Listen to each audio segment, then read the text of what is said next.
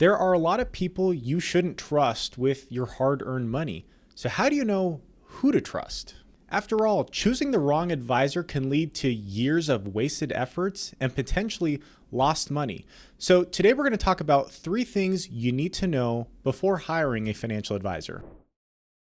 Hey there, it's Alex and Anthony from 1 Degree Advisors, and we help you gain confidence in your retirement. Hiring a financial advisor can be a pretty big deal. I mean, you're trusting someone with a large portion of your nest egg, which can be critical to the success that you have in retirement. So it's not necessarily something that you should be taking lightly.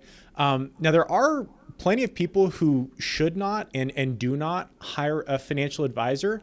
But let's talk about some cases where, and certain specific factors of when it does make sense to reach out to a qualified professional to say, hey, can you help me with, XYZ area? Yeah, often people will look for an advisor when they have big decisions coming up. So you may have a transition that's taking place or a milestone. Maybe it's retirement, getting married, a spouse passes away, could be a divorce, sending a kid to college. All these types of things tend to foster that idea of having someone to delegate to. So again, the first thing is looking at, well, what situation am I in right now? But the second thing you really need to know is when you're evaluating a financial advisor is understanding how this advisor that you're looking at is being compensated. Yeah, so often people don't know how they're paying an advisor if they're already working with somebody. And people charge all different kinds of ways. So even when we use the term advisor, it's somewhat loose because there can be financial professionals and they operate all different kinds of ways and get charged different ways. And there are some, let's start with, one of the common ways that advisors could be compensated, and that's in the form of commissions.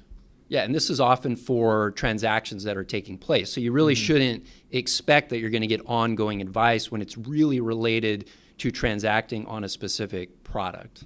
Yeah, and those are the things that, you can ask the advisor, how do you get paid? And if they say, well, it's XYZ, or if I sell a product, again, that's a good indication that they're typically paid via commission. Nothing necessarily inherently wrong with that compensation model, but you need to understand the incentive structure. I'd say the other way, some advisors will choose to get paid is like a fee for a service model. So sometimes you can have advisors that will say, I'm going to charge a flat fee every single year, or they might charge like an hourly rate. Oftentimes, this can be one of the cheaper alternatives or the cheaper ways to get advice, especially if you're someone who's more of like a do-it-yourself investor where you want to kind of come in, give this advisor a certain set of circumstances or objectives that you're trying to accomplish, have them analyze the situation, they can give you some advice, and then you're on your way, doing it on your own. And then that way, again, you're not necessarily in a long-term relationship because that's probably not what you were looking for in the first place. Yeah, oftentimes that's more of like a second opinion. You can certainly get some planning and some direction, some steps to take. Yep. So I'd say the other option is what's called an assets under management and financial planning fees. And so assets under management, often that means the investment advisor will be managing assets for you, and they typically charge a percentage of those assets every single year. In many cases, that can range from 1 to 2 to 3%. It really depends on how that advisor has structured their business. But typically in a relationship like this, there tends to be, and I say tends to be because this is not always the case, tends to be a more in-depth relationship. So that is more of like an ongoing relationship where the advisor is meeting with you, or at least they should be, often throughout the year, reviewing several things to make sure that your financial plan and your investments are all aligned and working in unison. And the thing to note about this relationship is it is typically more expensive than the hourly or the more consultative relationship, which is the second one we talked about, because again, it's more focused on that ongoing relationship rather than, hey, you typically come to me with one specific problem and then I send you on your way with a solution, but you have to go implement it yourself. And then you come back if you have another problem. Yeah, and we think it's really important to work with an independent fiduciary advisor. This is someone that puts your best interest first And oftentimes this does align with a planner or an advisor that's really going to dive deep on investment planning, tax planning, putting projections together for retirement to say, okay, is my income sustainable through the years? And this type of in-depth planning tends to be a very personal approach. Yep. And in a lot of ways, an advisor like this is maybe going to work with, say, 60 to 100 clients. And so it becomes very personal if you're looking for that type of relationship where you're not just a number, but someone that knows you deeply on the financial end. This is probably the way to go. So again, recapping those, either commission, a flat fee or hourly, or assets under management with planning fee, different structures. One is not necessarily always better than the other. You have to look at the individual. What services is this advisor providing to me? What value am I going to get out of this? Which leads me into the third and final point here, which is, are the value and the benefits that I'm going to receive from this relationship, are they going to outweigh or be greater than the cost? And in many ways, this is the ultimate factor to determine if working with a financial advisor is worth it or not.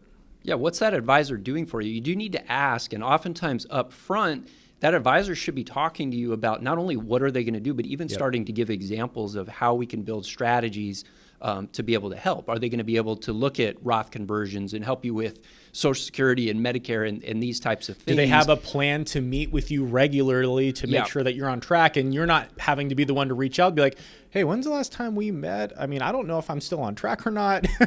Right. And by the way, any advisor is not going to know everything or be a specialist everywhere, but can they coordinate the plan and then also align with other professionals on your team to help you get that specialized advice? Yeah, and we've talked a lot about like financial planning subjects, and the truth is investment management is a big part of this. In many ways, it's a very important part that sometimes, people think as an afterthought, but it really isn't. It needs to be very stressed and make sure that you have a good, solid investment plan in place.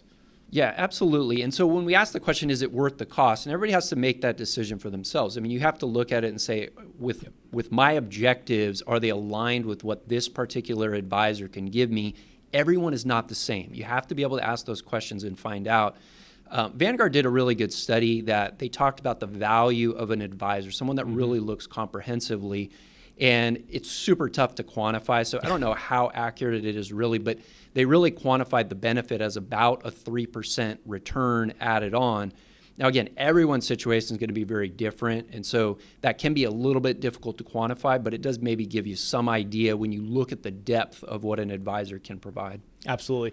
And again, as we go through this video, these are all good things to know. These are things that, again, you should know before even considering hiring a financial advisor. Hopefully it makes you more equipped before you begin to have those conversations with a potential advisor.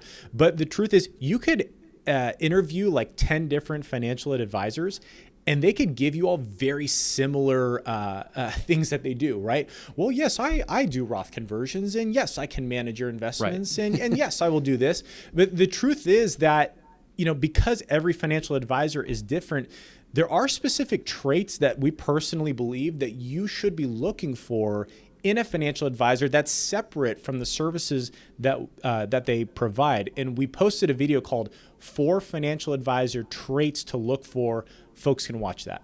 Once again, this is Alex Okugawa with 1 Degree Advisors. And if you enjoyed today's video, please like and subscribe for more. It helps us reach more retirees so that we can help them retire with confidence.